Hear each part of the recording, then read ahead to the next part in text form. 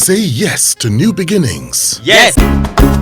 Say yes to new beginnings. Yes. Say yes to... Right now, Funke Treasure has been into broadcasting now for over 27. What would you say got you interested in broadcasting? It will have to be the people who were the gladiators, those who were there when I was growing up, the likes of Ronke, Ayuba, the likes of Ruth, Opia. Those were the people I was watching on TV then, and they were like they were role models to me then. People like Moju Adegbite, who now owns a radio station in Ibadan, in Oyo State. People like Diola Alagbe, she used to pair with Yojo Adegbite back then. They were a very good pair as breakfast show anchors back on BCOS back then. And on NTA, I've mentioned Ronke Ayuba, Shola Omole, John Momoh. Those are the people I was watching as a teenager and really wanted to be like. So, Okay. yeah, that's how I started dreaming to be one. Okay. And yeah, my dreams are fulfilled. Did anything memorable, or remarkable happen the first time you went on air? Can you remember? It was in Omahia in Abia State. It Okay. was Which station? it was Broadcasting Corporation of Abia State. Okay. I remember so well. It was opposite a brewery in Omahia. That day it was Sunset Blues. That's the name of the program. And I anchored it. It was a very pleasant evening like that. People just felt like, where have you been? Why have you been in the newsroom? Because I started my career in the newsroom for the year as a youth corps member. I was writing editorials, writing commentaries, press review, news programs, current affairs programs. And when I finished, a friend said to me, a colleague said to me, do you know you have a very good voice? I said, oh, really? He said, I think you should be a presenter. So he took me to Chuzi Boko. For those of you who grew up in the eastern part of Nigeria, you will know Chuzi Boko. His voice, the only identical voice to his is that of Patrick Oke. So if you've ever heard Patrick Oke speak, you're close to, you've heard Chuzi Boko. His voice, oh my gosh, was elele.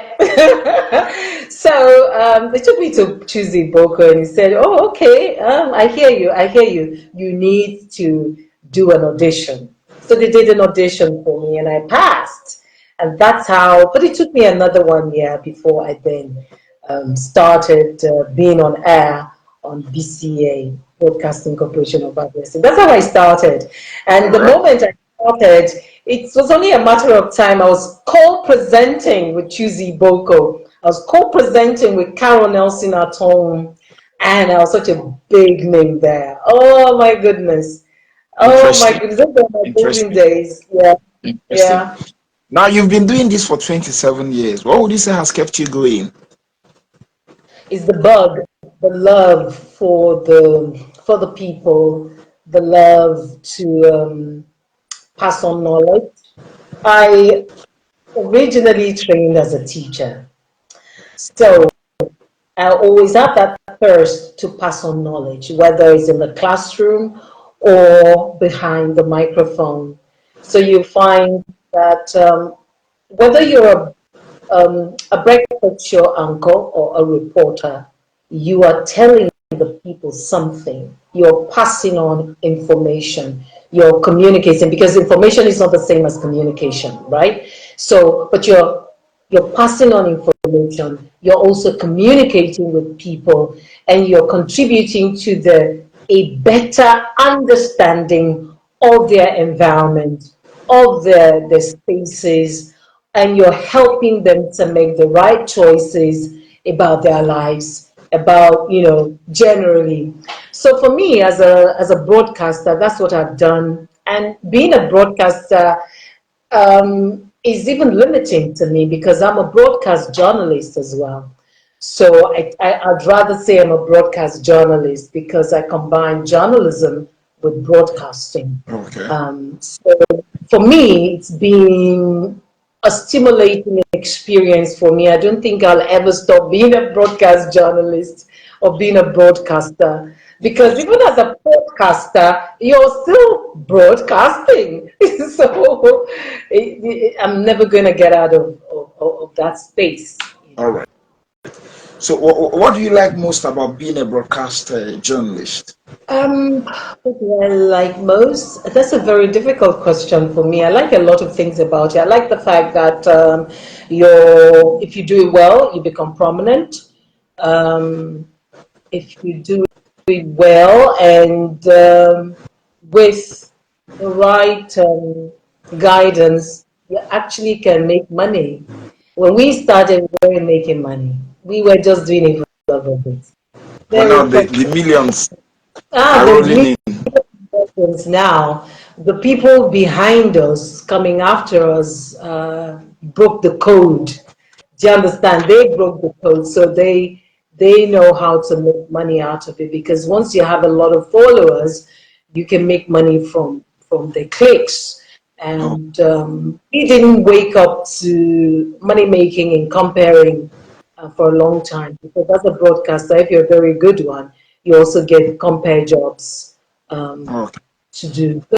So there are lots of things I like about if So, that's the what don't you like about the profession?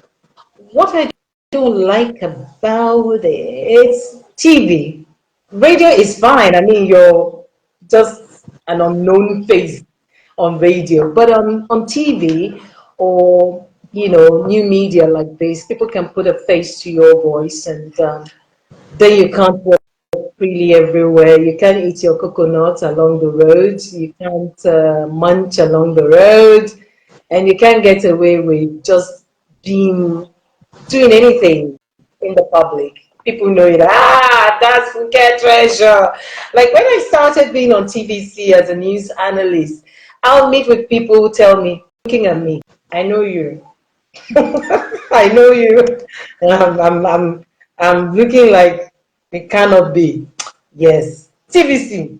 I know you. Gosh, you practically lose your privacy if you're on No. TV. You lose All your right. privacy, especially a popular one. Yeah. Okay.